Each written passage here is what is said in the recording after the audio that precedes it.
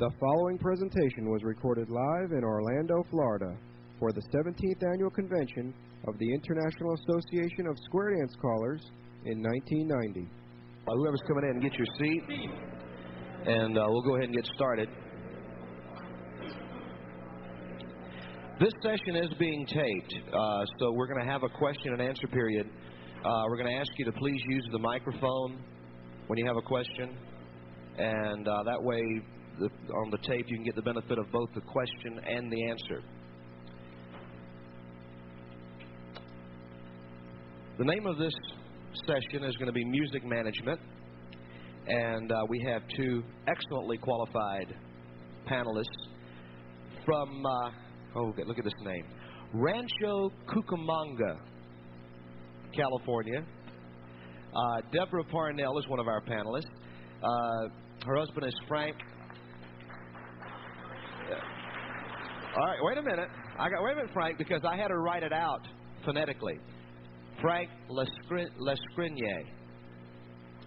Deborah's been calling 8 years. This is her 5th Caller Lab.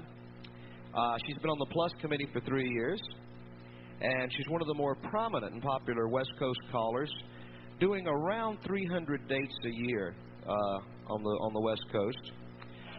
When you talk to her, please call her Deborah. Do not, I repeat, do not use the D word. Once.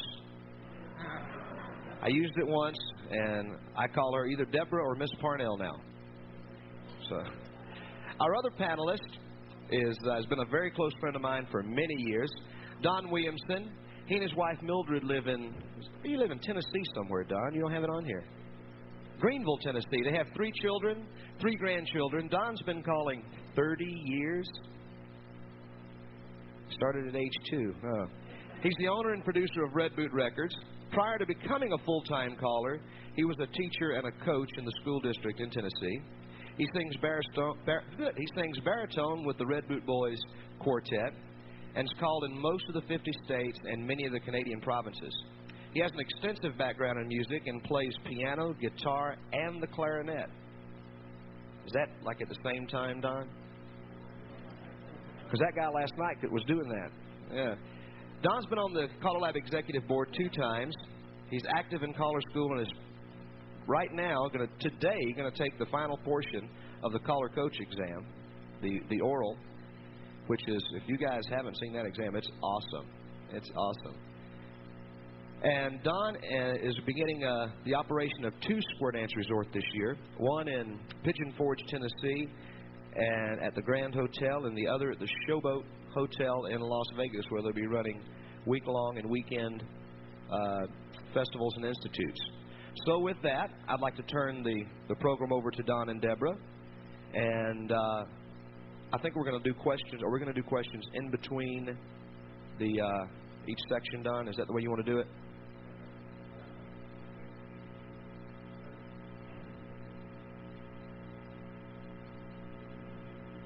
Okay, we're going to cover one subject at the time. If you have a question on that particular subject, we'll entertain questions from the floor at that time. Please use the microphone so we can all get it on tape. And here's Don and Deborah. Hello there. Thank you. I tell you, this is always an interesting subject for me, music, because I feel like it is such an important part of our activity. So much so that most of us, depending on what we get involved in, neglect to really take advantage of what it has to offer. And anytime I start something like this, I'm always reminded, of what I read somewhere, and I think at least the one I got was from Manning Smith. A lot of you know who Manning is. Manning described dancing as man's, or as our attempt to interpret music. And if you will think about that, that says a whole lot. And if we think about the music that we select or we use for our dancing and what it's going to do I suppose we could call this psychology of music or programming with music, or what it's doing, it's setting the tone for the whole activity for the evening. And that's the first point that I want to make. What does music do? And you can think about all television programs that you watch, movies, the VCRs, you go into the doctor's office or the dentist's office, certain type of music is playing. It's establishing the atmosphere for what the person that's playing it is wanting to do. And I thought, before we started questions, I thought last night this young fella did one heck of a job in doing just that to us. I looked up there as I came in, and here's one young fella in a trombone and a couple of keyboards and a kick bass and a harmonica and a guitar. And after a while, he pulled out a fiddle, and I guess what a talented fellow he was. But the whole gist of what you could tell, he had done some research. He is somewhere on the type of songs to use, what to play to accomplish what he did. He was there to sort of set the stage. We were going to do some important stuff, but this was the banquet, and all we wanted was a little something light, something that was familiar. And he was up there playing songs, and you'd catch it in your ear as you ratchet-jawed with the people at your table. And he played the familiar songs, and directly he built up a little momentum, and he got into something about Texas, deep in the heart of Texas, and all of a sudden people got involved, and we were a part of it, even though it didn't disturb our eating too much. I thought he did an excellent job in helping establish the mood for what was needed at that occasion. And that's the main thing, is music can do that. Did you ever turn the sound off on your television set and then watch? Not very exciting, is it? So that's the same thing. Party night at your dance, when the folks come in, if the theme of that evening is Hawaiian night or luau night or something like that, isn't it very effective to have a little grass skirt music playing while the people are coming in and this type of thing?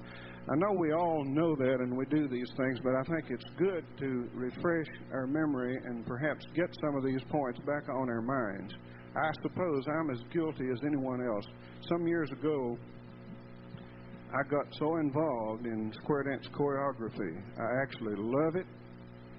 I got into advanced and challenged a little bit, and I found myself spending most of my study time on those things and trying to learn to do all this and get it all across. And first thing you know, I was using the same hoedown. I was using, this became the thing. And even though choreography is so much an important part of our program, if we don't watch, we will neglect to use music to the greatest advantage. Can I jump in with just a comment? Yeah. Talking about the music versus the choreography. Can you hear me? Okay? Okay. You can't see me. Okay. Yeah, this thing's in the way. A dancer I heard, and this is a gentleman that's in the calling end of the activity, but he had stated that he had gone to a dance a few weeks back, and he said, I didn't really have a very good time. He said the dance level was too low. Now, I know how I interpreted that. That to me meant that he was not choreographically challenged. Now, that's how I interpreted it. I mean, maybe I interpreted it like nobody else would, but that's what I interpreted. And that's what I said, you mean you didn't enjoy the choreography? And he said, oh, no. The figure level was fine. The dance level was too low. I didn't get to dance to the music. And that was like a big light bulb over my head, and I just tucked that away in my little pearls of wisdom box, and that meant a lot to me, and I wanted to make sure that I shared that to you, and Don gave me the perfect opening. So Okay, we can talk for 17 hours on things that are dear to our hearts, but I think let's get into our little outline here. And if you'll notice the first thing, I hope everybody got a handout. If you didn't, maybe you can scoot over close to somebody. The first thing we said is be conscious of, you handed it out, didn't you? Yes, I handed it out, but I don't know if there's extras out there. If there's any piles at the end of your rows, please see that somebody that doesn't have one, that it gets passed. Because I think this end of the room sort of got gypped. We're going to try to follow our outline pretty close so that we can move along time and have plenty of time for questions that are additions to our thoughts that you might like to add. The first thing we said was be conscious of the variety in music, just as you are in varying your choreography, and you will thank yourself for it over and over. It's the same thing as we've just said in other words, but that's our main point that we want to make if you get nothing more from our session. The first suggestion we have, I'm going to just throw a couple of 3 records on here. And my first point here is open the dance with an exciting piece of music. Now, exciting means one thing to a group of senior citizens. It means another thing to a group of teenagers or, the floor. You have to make judgments there. We all know that. But just for a quick thought here, and these records, there are many that can do the same thing. And I really haven't concentrated that much on labels and so on. But I want to get the point across. And so for opening your dance, we've already got them in a good atmosphere when they come in the dance by playing a little music or establishing the mood. One of my favorite hoedowns for most floors is this one. This is pattern 1, and I dare say every caller here has this in your case. It's exciting.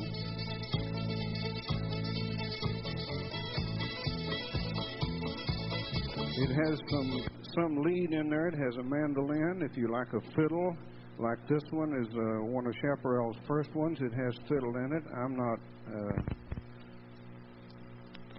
I don't use a great lot of fiddle, but it has its place. This is take 1 on Chaparral.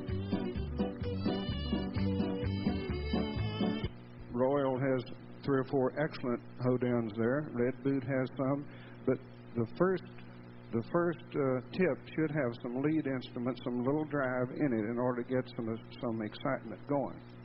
The second point is use a smoother type rhythm accented record for workshopping and tips with more involved choreography. And if normally in my program I try to about the 3rd tip get into the main little trick or piece of information, a little bit of a workshop, something I'm going to use for a given night on the 3rd tip. And I've already built them up, and we'll touch on peaks and valleys later with our music as well as our choreography. But then I don't want much lead instrument. I want just good rhythm. And here's probably my favorite, and this one's been out many years. This is Fire on K-Lops. The other side is the same music. Call it Brimstone. You're hearing rhythm. It has an excellent upbeat to it, and it's you can chant they're dancing and having fun, but they're not listening subconsciously to the fiddle or whatever you might have for the first tip. Let me. On the other side of that, if you have a bass beat or you have a smooth one, I think this is an example of one that's a little bit, that it's very exciting, but it's not one you might want to use for workshop. It's on Shakedown. Anytime, man.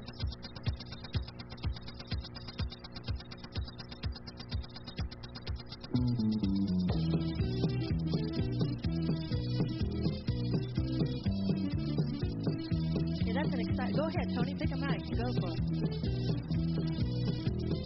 It's exciting music, but, it can sometimes interfere when you're trying to do a workshop or teach tip. Okay. Different ones of the spirit would, like I say, we're not saying this particular record. We're just trying to get a point across. Now, to me, I wanted to do a little that Feel free. the whole point is to vary the music to establish the mood that you desire, and that's right. Here's one on Skaggs House. I guess all of you have that. It's a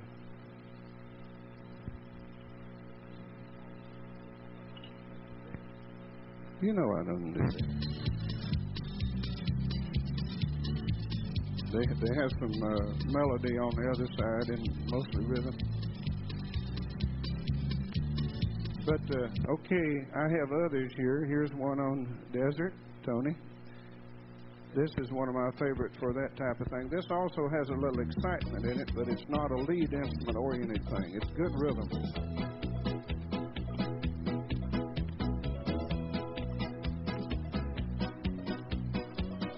So then when you get, did I see a hand, okay, on any of the points that we've covered this far, and then we'll go on to the next points. Norm, did you?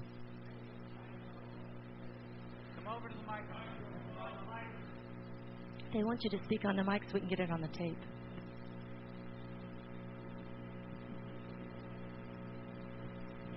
Norm Wilcox, Ontario, Canada. Possibly could you give us the names and numbers of the records you're playing? In case we hear something we like. We haven't done any royals, so Tony won't let us put it on the tape.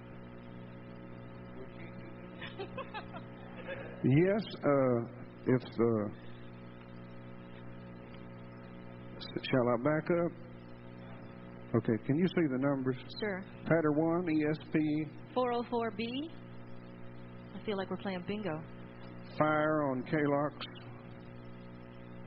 K1249A. Raytown on Desert. DR9003. Skaggs House on Solid Gold. That's Tom Manning and those fellows.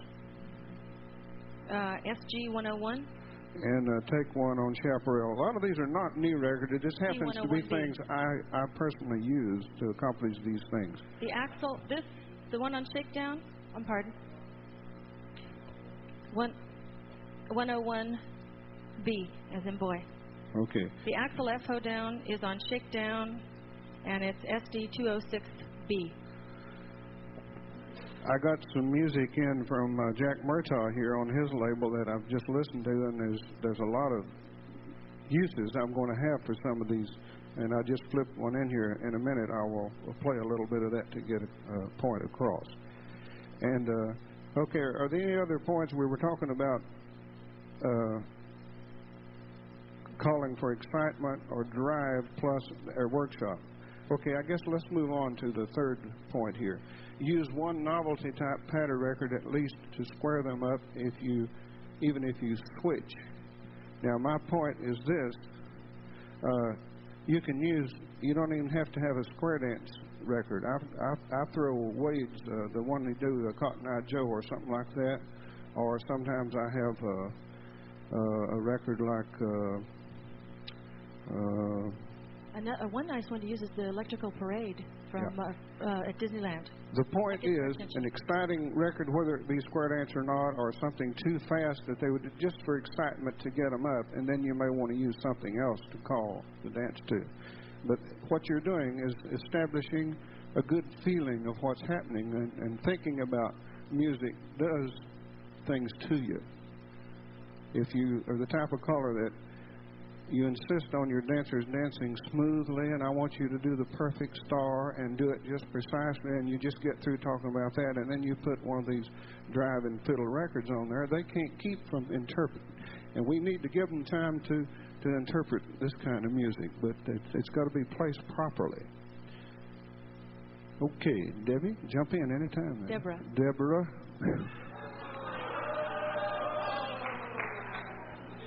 In Southern California, there is a badge that the callers all had made. They were all wearing them at our state convention in San Diego. And it said, "I call Deborah Parnell Debbie and lived." Yes. Would you like to elaborate on that? Why, I think that's... Okay, Miss Parnell.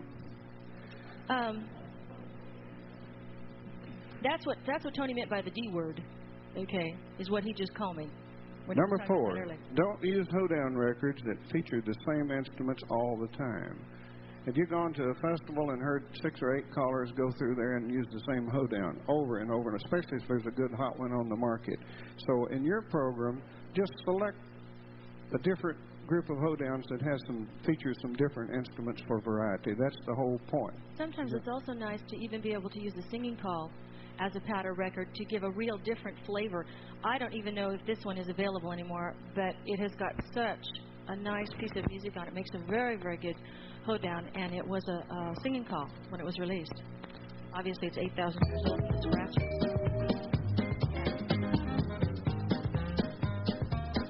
It's got a nice beat to it, but it's got a clarinet, which we don't hear very often. So that touches the dancers. They like that piece of music. Question? Yeah, we were wondering, you said Electric Light Parade. Do you have it? Is that I don't available have it on a with record? me. I have, yes, you can get it. What I did is I had somebody who was going to Disneyland go in and buy it for me. So, and it's called the Electric Parade. And when they had it, and I'm from California, so when they had the Electric Parade at Disneyland, they had this music that they played, like however many times they had the Electric Parade. And it's a very exciting piece of music. But it's very difficult to call to, but it's one that it's neat to do like for a Grand March or something like that because it's so different. And I had somebody that was going there. Is that a 45 or an album? It's on a 45, but you have to play it at 33. Yeah, okay. You have to play it at 33 in the third. Thank you.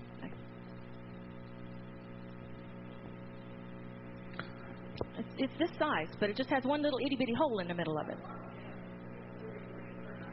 Okay, it's 45 size. A 7-inch 33 in the third. Thank you very much.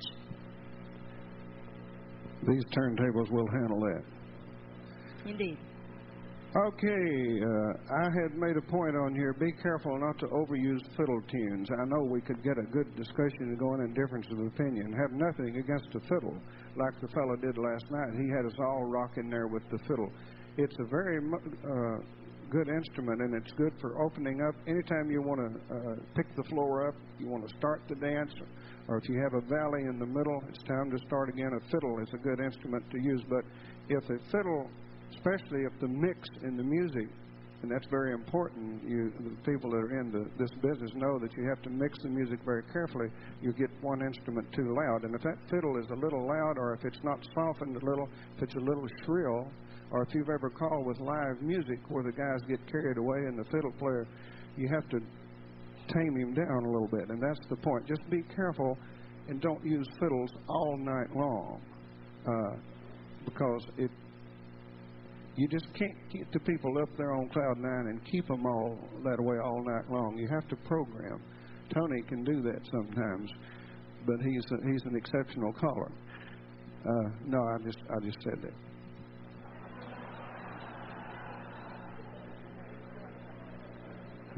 Did you say you agree with it? My number 6, select from a wide variety of record labels. This in itself provides much variety, and that's obvious. Most of us do use. Matter of fact, some of my own people will accuse me of not using enough of mine, but after you spend a lot of time in arranging and recording, you get just a little bit yucky with your own, and you're all the time getting music from the other, so you have a tendency to use the other labels. But the whole point is to make use of as many labels as possible. That is variety. No, because I know that there's some labels just have a certain sound, a certain feel to them. So you're programming yourself for a given when you have the different labels, because you're going to end up with a different sound without having to search through every single record looking for one that sounds different. Blue Star to me has a certain sound. Royal Records have a certain sound, so that's a sound I'm looking for. I know it's going to be there in one of their productions. It's a gimme to me, so I don't have to go through every single record. We could talk about categorizing, because I'm the world's worst at any kind of filing system, but a lot of times I do carry records around, and this one will be for country and western, this one will be for patriotic, this one will be for special things, and this one will be 4/4 tempo things, which we're going to talk about, and this kind of thing. And it's very good to some way or another categorize your records just by doing it by labels is that to a certain extent, but more so than that is the type of music. If you have a little slot for polkas, a polka is a good thing to use at a certain night for a certain occasion, this type of thing. Okay, let's move on to number 7 and talk just a minute about the types of rhythms that we use. Now we're not going to try to get too technical here, but most of the rhythms that we use to dance with are either 2/4 or 4/4 or what we as square dance callers refer to as 6/8 type. Within that framework, there are many other variables, and I want to point out some of those things. Actually, what this means, you folks in music, the 2/4, the top thing would be the number of beats per measure of music to a musician, and the bottom would be the kind of note. And we're not going to get into 8th notes and 16th notes and whole notes and this type of thing, but what we're trying to get us to realize, what type of song am I doing here so that we can adapt it to our calling. But most of what we do are 2/4, or some are 2/2, which is an uplift type thing, but I think we can talk in terms of 2/4. Probably 90% of what we do in square dancing is regular 2/4, which is in dancing, the square dancer steps his foot down on the downbeat, on the bass. You know, you can turn that bass up and in your class and boom, boom, boom, boom. They step to that.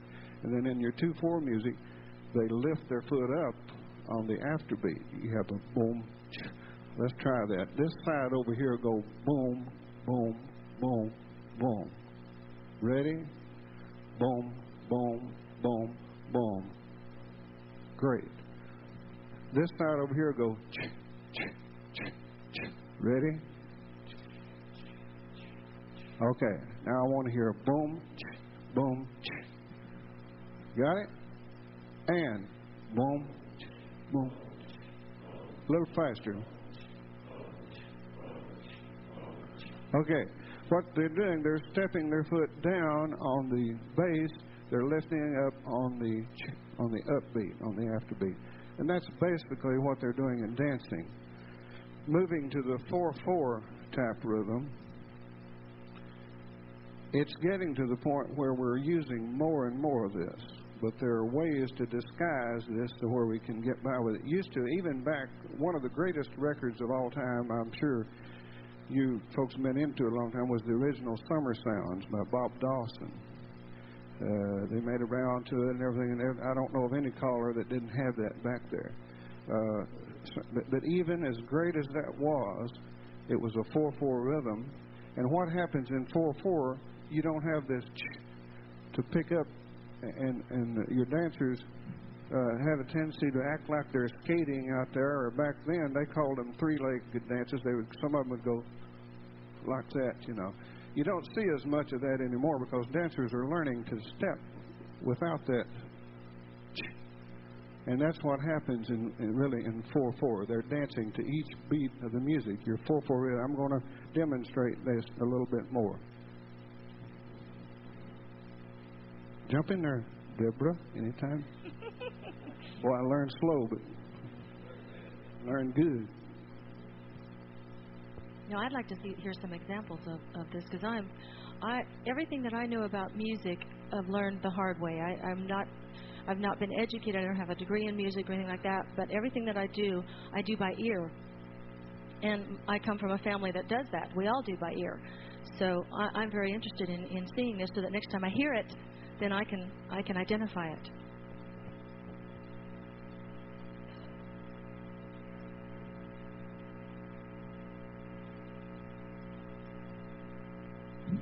On my first question, I had some singing calls here. I was going to show a little deal of the different types, floor, if you had a younger floor or so on. But this is one record that 5 or 6 of us recorded. This one happens to be a Red Boot Star that Bob Barnes did for us. This is 2/4 music, 8s in the hole.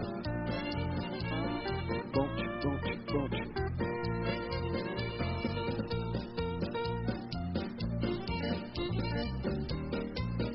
Okay, that's pretty standard 2/4 rhythm.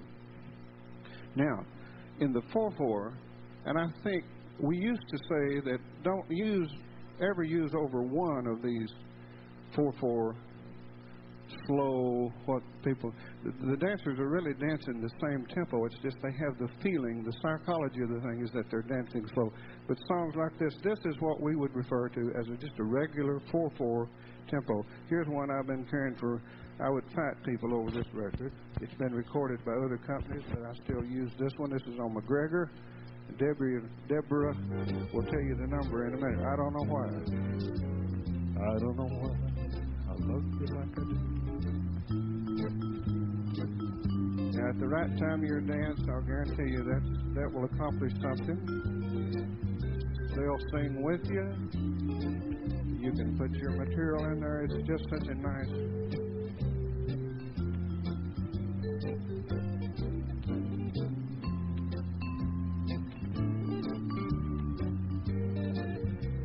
I just want to listen. That is a 4/4. The bass doesn't go boom, boom, boom, but it's boom, boom, boom, boom. It gives you that feeling. You're stepping to each beat. Okay, let me throw 2 or 3 more on here. The number? Okay. Just a minute. 2059B, McGregor. I don't know if that's out of print or not. It may be. It's on some other labels, and it's quite good. You can probably find it. Here's one. I think I've probably called Chaparral's version of this record more than this one, but I've grown to love this one too. And this is on Mason-Dixon line, number something or other, called Only You. And this is country as it can be, but there's only you.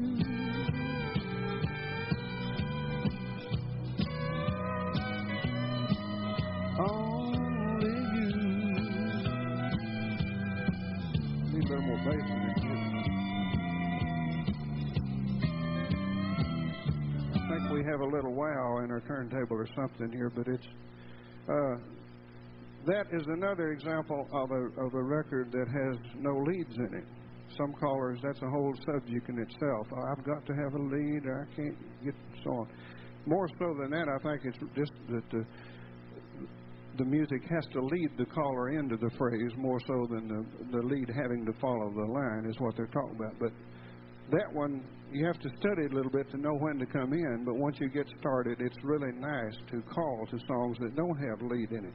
If you'll think about it, on your recordings on the radio, nobody plays the lead instrument, the melody straight through. That's why the guy or the gal is up there singing. They're doing the lead. You have the background music. And some of the nicest music we have for square dancing is built around that. And we have to be careful in doing that. I know Darryl McMillan does a lot of good stuff, and there ain't a lot of lead in there, but boy, the rhythm is there if you'll just take the time to learn it. Chicago Country has a record that the Red Boot Boys do. It's called American Made. What a great record that is. But it's hard for me to come in on it. Mike Hoos takes the lead on it, and I just depend on Mike, and then I jump in. Because it's really the bad part. It sounds just like the original record, which is great, but you have to really count very carefully, and the count is not definite. Mac knows what I'm talking about. We come in when he says "my," and then we're off to the races. But that is a great piece of music. Okay, we're talking about 4/4. Did you give him the number on that? That Only You. On Only You, MDL 3, Mason-Dixon line. Here's one. Oh, I love this sound. It's another just straight 4/4 tempo. It's on This is a beautiful Chicago record. Country. Beautiful. And if you're looking for this effect, Roseanne Cash tune. Circle. Every time. Oh. Not a nice record.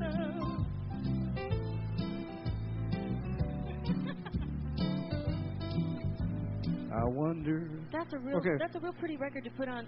You know, these slower ones. I program them in after a break, and I don't know how your people structure their dances, but in California, it's a very standard procedure to have a break after about the fourth tip. I don't like that, but they do that. They'll break for half an hour, sometimes 40 minutes. And when they've been sitting and they've cooled off and they've eaten and they're all blah, blah, blah, to get them back up again, I think it's a little dangerous to go roaring in there with a real kicker one. So I sort of ease in with this, and then I'll go to a more upbeat one. I'll do 2 singing calls, in other words. I'll do this one first and then come in with one a little bit higher. But any more than that, and they get a question? Oh, on the Chicago country, the I Wonder? Let's see if it's on here. CC3 it says on that, but let me see the record. What did you do with it, Don? This is the filing system you were talking about that you had, huh? I think I found it. That's why I have secretary. CC3-B, as in boy. Okay, let's talk about a little bit more of the reason why we are now beginning to use effectively 4/4 tap rhythms, because there's so many things we can do to make this an effective step, and it doesn't seem like it's just takes the excitement out of the dance so much. I'm going to flip 3 or 4 on here. One of the best ones. This is 4/4. You could also call it a 6/8, but there's a little thing that's being done now. It's a little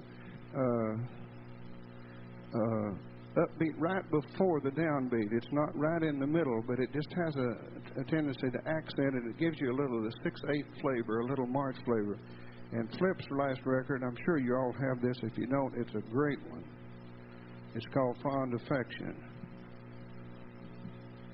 Okay. Play it. All right, here. Well, I just noticed you looking at the other side of your record, and I want to introduce something here.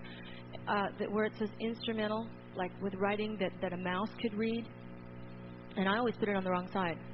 So on my records, on the back of all of my records, I've taken a permanent black marker and written the letters OSS, which stands for other side, stupid. Then I put it on the correct side. So, okay, if you ever have that problem, you know. Well, I'll make an X, which means use this side, stupid. So, but that's a good point. How many times did you ever? That's kind of embarrassing too to put on in here. I just say, "Shut up." Might be one of mine, and I'll hear myself, "Shut up, Don." But here, this is the Fond Affection. Now listen. I want you to listen to the rhythm. There's 4 beats there, but you've got a. It's a shuffle type.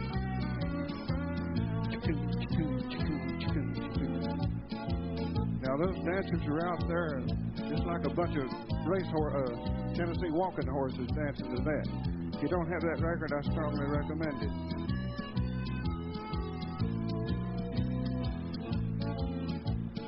You hear the little drum beat bringing in each downbeat. Okay. Just a little girl like you. Dancers ask for that record and other records, and they don't realize, I don't think, that they're doing a tap of a 4/4. It's just a good dancing. It's almost like the old 6/8, which is a rat-a-tat-rat-a-tat-rat-a-tat. It just doesn't have the whole full gamut in there. This is Chaparral C709B. Here's one that on rhythm it does the same tap thing. You all could name me 100 others. These happen to be some that I'm using. This is nevertheless, and listen to the same tap accent on the. You hear that double shuffle of the rhythm section?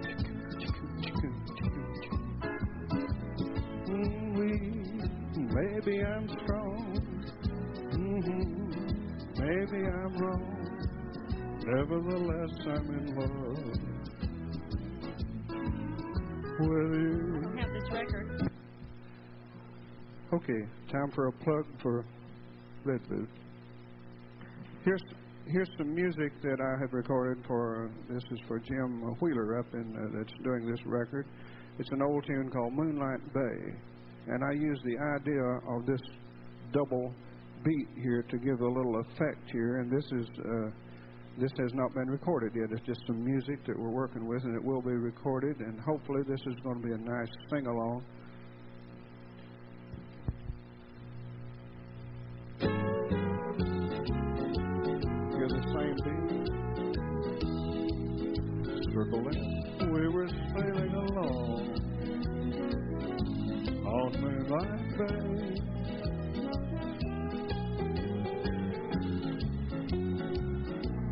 They seem to say,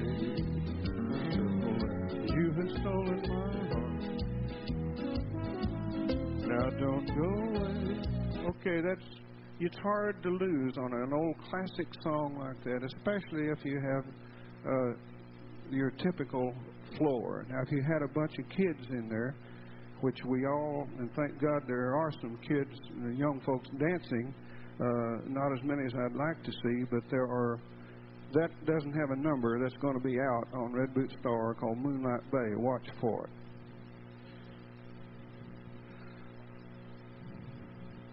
Let me put this one on. I'm going to call this 6/8. Jack Murtaugh may not call this a 6/8, but you remember songs like what was the one Ernie did? El Paso City. That was a great one that had this type of beat. Here's a record that keeps selling for Red Boot. I don't know, somebody, I know I heard of one occasion that Ken Bauer and Gary Shoemake called this up in Canada, and we had 2 calls the next day. They wanted 25 each of it, so they must have done a good job up there. Whitey Emmett does a wonderful job on this record.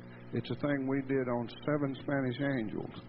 And your first impression is that, hey, what they do to that song, that don't sound like Willie Nelson or something. But what we did, we tried to put it in this to where it would dance and have this a special effect.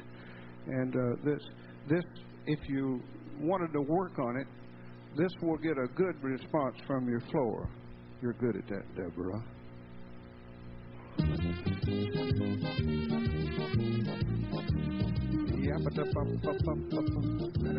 Sounds like an Irish chick. That is one of the best rhythms to make your dancer dance.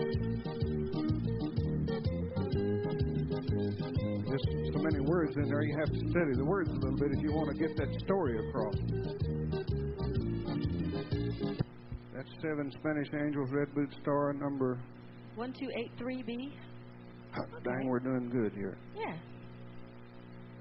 Here's one on FTC.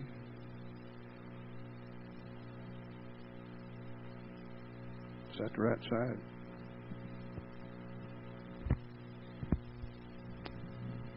These are records that St. Patrick's Day's already happened.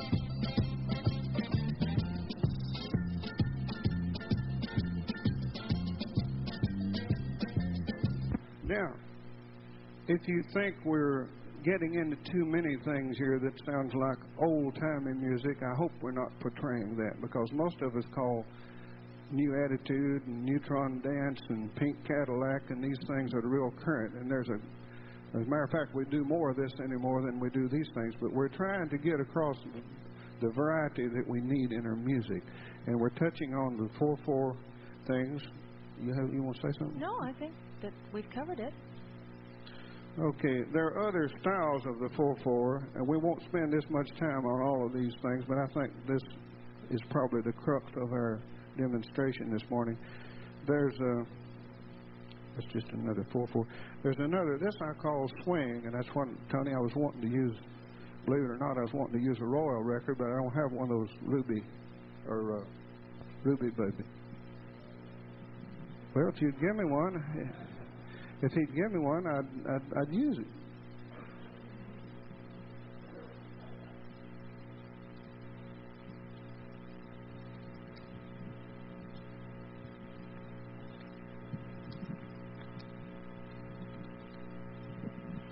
There's a step in dancing called this. Some of you that are as old as Sam Dunn over here would knows what a swing step is. It's a side to, rock to, or a toe heel, rock to. Music that has a swing feel to it. It's basically a 4/4, but you can really put that step in there too. And this Ruby Baby that's on Royal is the best thing out right now that I can think of. And I think all of you have heard it. If you haven't, what's the number on it, Tony? Ruby Baby? By Larry Latson. And man, it'll make the I did a weekend with saw Jerry Biggerstaff. You remember Harry did that? Jerry and I did a weekend up in West Virginia, and the late Harry McCoggin was there, and Jerry had already called this and tore the floor up. And Harry liked it so well, he wanted to do it again, so he got up there and tore him up again with it. And that's typical of what this record can do. I'll guarantee you it can get a good floor response. It's Ruby Baby on Royal. Number what? 503. 503. But along the same lines, here's one that Fatback did for somebody that's one of my favorite records. This is an excellent record to do also if you have a group of people together, where if you're going to work with other callers, this goes over real big. This getting into the rock and roll, but it's just a swing feel.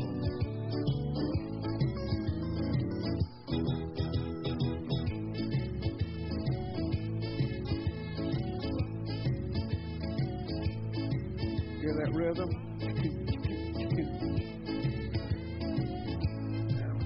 Come on, weave around that ring, let's rock. Rock and Robin tonight. I've had Lines in it too if you get a chance to work with other people. Lottie. We have a question from the floor. Use the mic, Osa, please. Chic of Chicago? Yeah. That's you know, for me, music, since I'm like untrained. I mean, Don has got obviously this great musical background, and I have to know what I hear and what I feel when I hear a particular piece of music. If that piece of music talks to me, then I can turn around and sell it to the dancers. If it's a song I haven't heard before, if it's a rhythm I'm not comfortable with, then I can't effectively slide that into my program because I can't sell it. And if I can't sell it, the dancers are not going to buy it, even if it's a record that they like, because they're not going to like the way I do it. So that for me, the music has to talk to me, and that piece of music I like a lot. Yeah. Here's one. I don't know if any of you got this one. It's along the same lines. It's with a rock feel to it. It's one I did called Hot Red Sweater. And the young lady here I did that with in Michigan came out. Well, we did a caller seminar up there with red sweater on, and we had a lot of fun with this one. But this has the same feel to it. It's a lot of drive in it for a 4. You can do line dances with this music and things like that.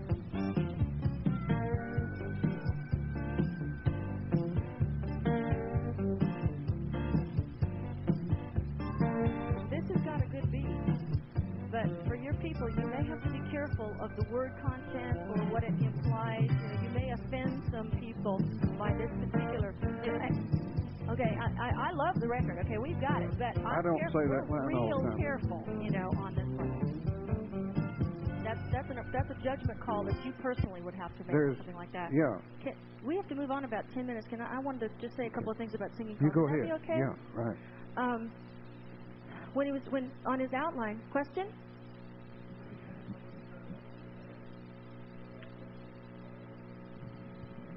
Six, 8. He did. 6. Okay. The question was a little more elaboration on 6/8.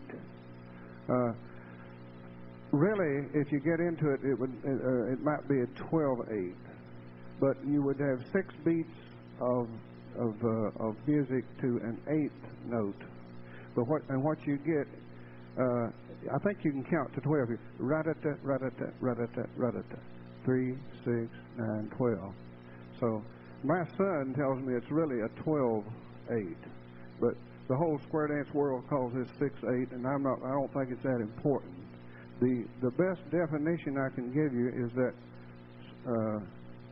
7 Spanish Angels, or this type of thing right here, where you can hear it.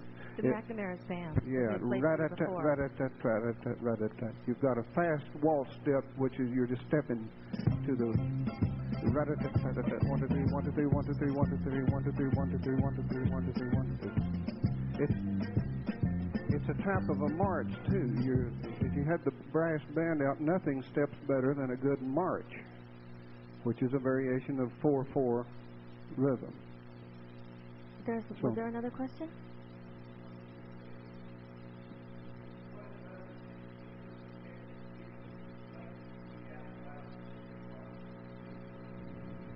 Right. Any other questions on that? Their feet work better. Any other points or questions? Okay. On number 8 on Don's outline, he had said, learn to sell your singing calls by taking advantage of your talents, taking advantage of any gimmicks that may have been with the original recording or perhaps not. One thing that I wanted to mention is that as a woman caller, sometimes I have to be careful, and this may apply to you gentlemen or not, but I have to be careful of instruments that fight the timbre of my voice, where you can't hear me through the music, okay? Now, here is an example of a wonderful call, a wonderful record. I love this music, but I'll show you what happens. It's got brass in it, okay? If my return to Broadway, you can't hear me singing at all, right? Okay? So when I use this record, my hand is constantly on the treble knob. And when I want them to march around the center, they're going to promenade, then I pull that up and let them march to that brass. But if I'm singing, I have to pull that treble down, because otherwise you can't. I'll show you the difference. Can you hear it? Remember me to Harold Square. Whatever it is. Anyway. Okay, there's a difference. So you have to learn which instruments work with your voice, support your voice, and which instruments fight it. And this is, to me, a good example of that particular problem. Another one I just wanted to mention really quick is also on Chicago country. Oh, don't tell me I don't have it. Oh, no, I may not have brought it with me. I thought I did. Let's see. Here it is. This is great. You want a good gimmick. This is, all you have to do is say, how about if we do a little bit of Dixieland? And your people are going, yeah, let's do some Dixieland. They hear the music at the beginning of this. Great instrumentation. Oh, ladies promenade, one time around the ring. Get back and swing that man and everybody swing. Okay, you know how to sell it like that. This is something I do at the end, and the results are hysterical. If I can find the end of it here.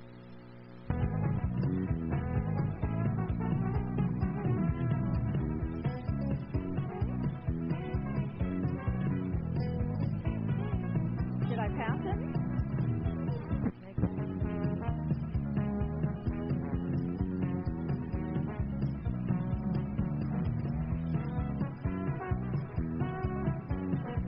I've got my man, he could ask for anything more. Now all 4 men jump into the middle and tap dance. And you cannot believe 80-year-old men and 16-year-old kids are out there flailing and jumping. The women are in hysterics. They cannot believe their husband or their partner has chosen to do that. It is a riot. And the music talks to them. They'll get out there and tap dance or something like that. Why not? Everybody's in there together. It works real well. That's a gimmick that I use to sell that particular piece of music. I probably get a bigger hand on that particular record than I do anything else I do because of the way that I try to sell it. And that's Chicago Country 16B, if anybody is interested in that one. Question. Chicago Country 16B. I've got rhythm. How much time we got, Tony? 5 minutes? Okay, let me make one more point, and it's really, and then we'll take the rest of the time for questions, and we won't be able to get all the way through it. But she was talking about, she does such a good job, and we all have our little pet things, and this is the thing, is finding some records that work for you and accomplish that. Don't ever let them get away like I have a lot of mine over the years I'd like to have back. If it works for you, fine, and I have one that works for me. I fool them. They think I can actually sing on this record. And what did I do with the darn thing?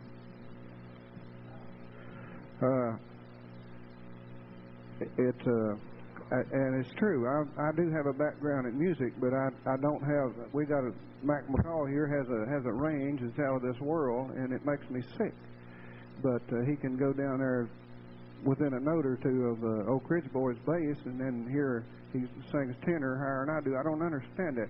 But that's the thing about it. Whatever voice you have or whatever gimmick you have to use, if it works for you, do it. And this is one that in a sense, I started out hamming it up. But that I get calls for this. This is one of the few requests I get to do this darn thing. And so I have to carry it. The music is not all that good. I'm going to re-record it someday. And this is the way I do it. Circle left. Oh, Oklahoma, where the wind comes sweeping down the plain. I come from the diaphragm and all that stuff, don't I? See? But really, it works for me, so I take advantage of it and use it, even though I get sick of calling it sometimes. The dancers like it.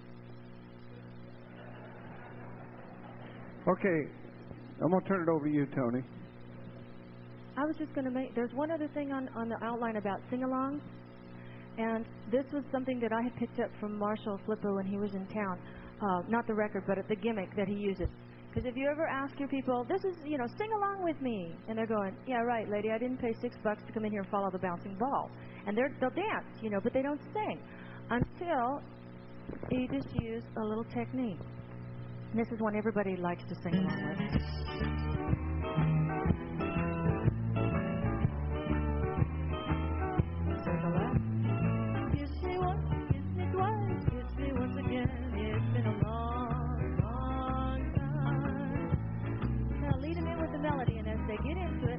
To dance, and you come around with their promenade. Very effective to hear if they're singing along. Okay, now promenade, sing with me. Kiss me once, kiss me twice, kiss me once again. You see? Because once they hear that music go down, then they'll start to sing. As a word of caution, I did this one time at a dance, and I thought this was just wonderful. It was right after I heard Marshall do it, and I went home, and I've got it on there, and it's going, and they're like, and I went like this, and everybody, 15 squares, just froze, because they thought the plug had fallen out of the wall, and everything was over, okay? So they didn't sing along. They all just stopped dead in their tracks, and I didn't want to do that. So be gentle when you're turning it down, but they'll get the idea, because then they don't know when you're going to turn that sound down again, and they'll be singing along with you. Then you'll have them with you. Good thing Flippo comes to town every couple of years so I can steal stuff. This is Rawhide, and it's 126A if you're interested in that one. Some of you, if you sing in harmonics, I'm not real comfortable in harmonics. I prefer to stick with a melody because, Lordy, I hate to hear somebody into harmonics that goes flat. I'd rather hear them talk it than sing it flat. So I'm a little nervous with it. I have one record here that I like. I love this record. And have you found this where sometimes you'll be able to do the opener, middle, and ending, and the figure is 8 octaves above the other one, and you can do the 3, but you can't do the other one? That's what happens to me with this particular record, and I rather talk it than to try and sing it, because I can hit the notes, but it's so shrill that it shatters glass in the back of the hall, and I don't want to do that to the dancers. It's not pleasant. This is Eureka. Stars shining bright above you, night breezes seem to whisper, I love you. See, that's very comfortable in my range. I like that particular range. You move on a little bit into the figure, and it's too high. I can hit it, but blood spurting from people's ears that's not fun on a dance floor.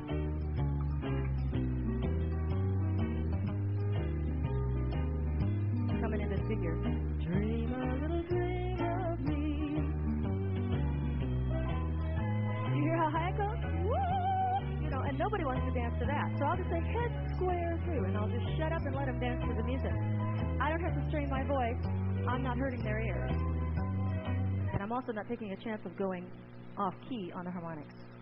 Yeah, I think what she's just said is something that Barrett's saying and repeating in a sense. She says, and don't lose a good song just because you can't reach it either high or low or something. If you want to talk it, great. Develop your own style, or if you can hit the harmony note and do it, we could spend a lot of time on that.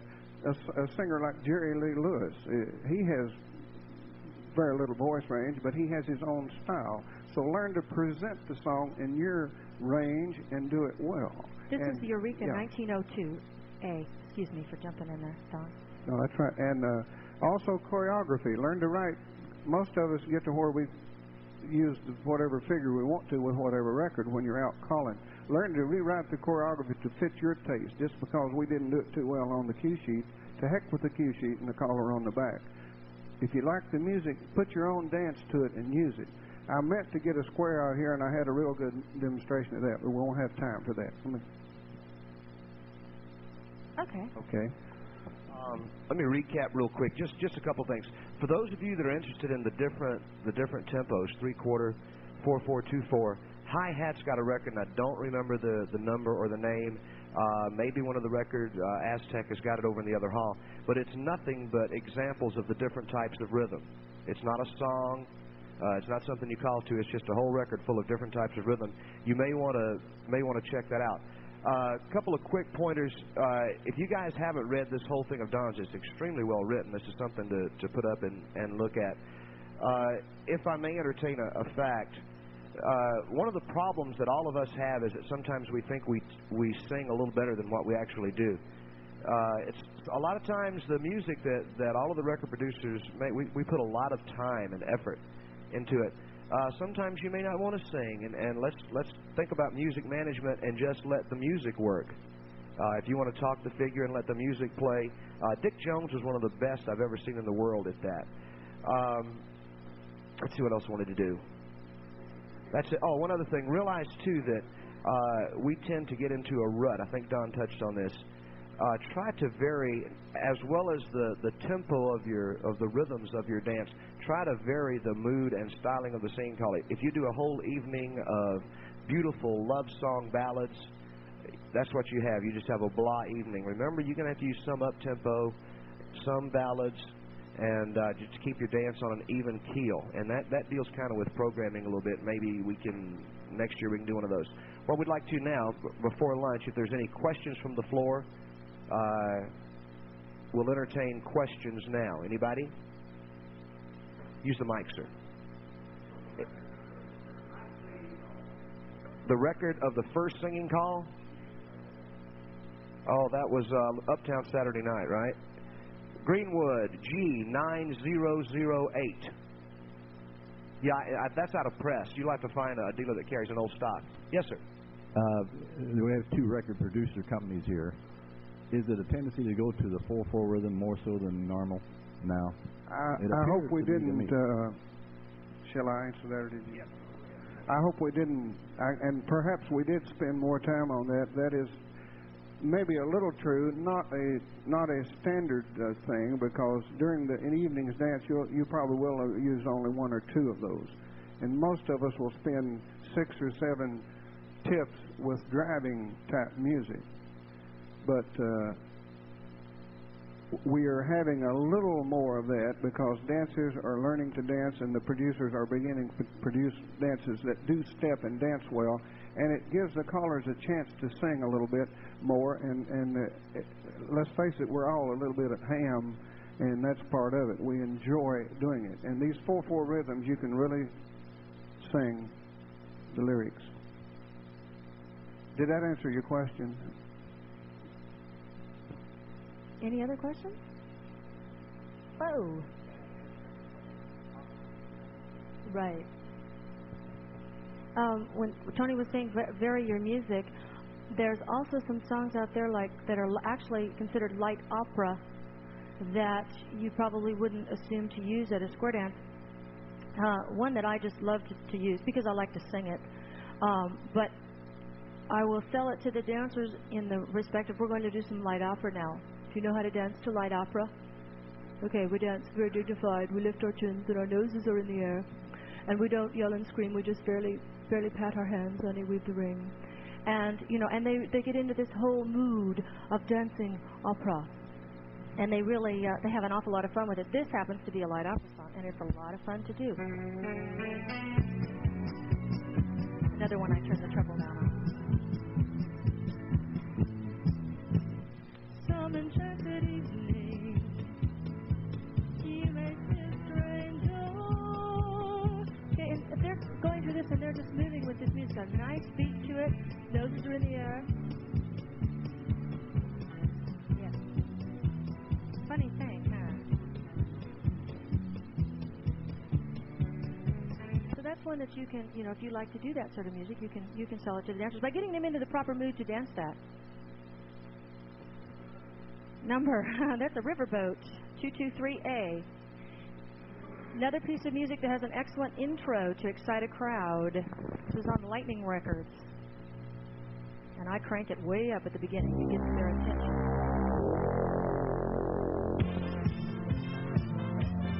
They're like, yeah, this is Sea Cruise.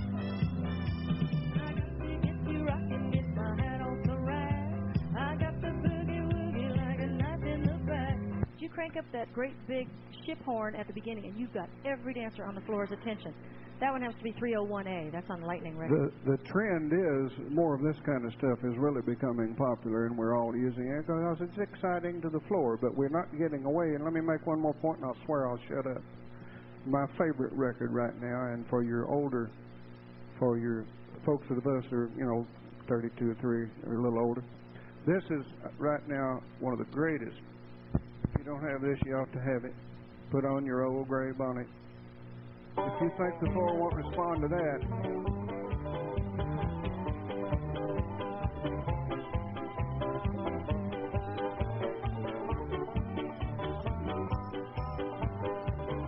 if I was open to dance, the Red Boot Boys have been open and they're dancing some with this now, especially if you have your average floor. If you have a younger floor, and this has been out a while, but there are other records.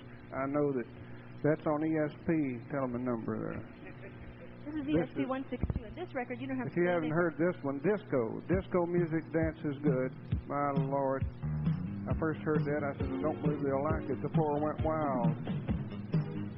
Even your bluegrass people are like that. And put on your old gray bonnet on ESP 162. It's also on Scope and some other labels. The one that has the foghorn at the beginning, it's called Sea Cruise, and that's like 50s type music. That's Lightning Records. It's only about a year or so old, and it's 301A. If you're interested in that one. But if you you guys, I'm sure, have a feel for when you go in and you look out there and you see what type of people you have that night. You can kind of tell what's going on, and it may not be the appropriate evening to use New Attitude, but you should have it in your case and be able to pull that out for appropriate programming. There's like Don was saying, they enjoy the older music also. So do I. Okay, I had a guy bring a record up. It's not my. Anyway, he wanted to see it. There's a trend that happened a couple of years ago. There was a trend towards synthesized music, computerized music. Right about the time New Attitude, Neutron Dance, there was 4 or 5 records. Somebody had a hit record and it came out big, and then everybody kind of jumped on the bandwagon. You'll find that square dance music follows trends like that. If Red Boot does something and it works out good, that you can bet it's going to filter down the line, that all of the labels are going to do something similar. Here's a record the only synthesized record that we did. This was Hoedown called CALLERLAB. A really neat story behind it is I copied it off of, I was in England, and an English caller said, Tony, we use this record as a patter record, and it was a British pop record called Hands Up, Give Me Your Heart. If you guys are wondering about the names of all of our patter records, we named our patter records after our kids.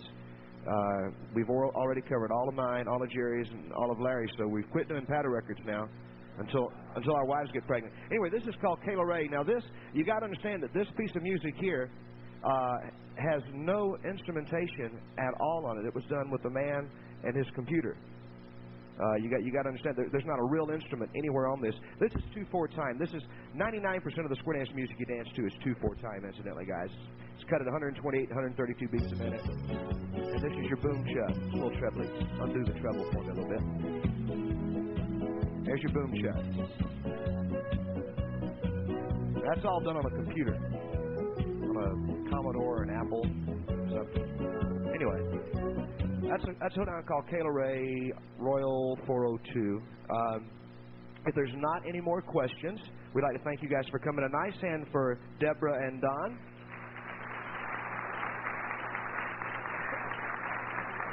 And I think we have one question. Yes, sir.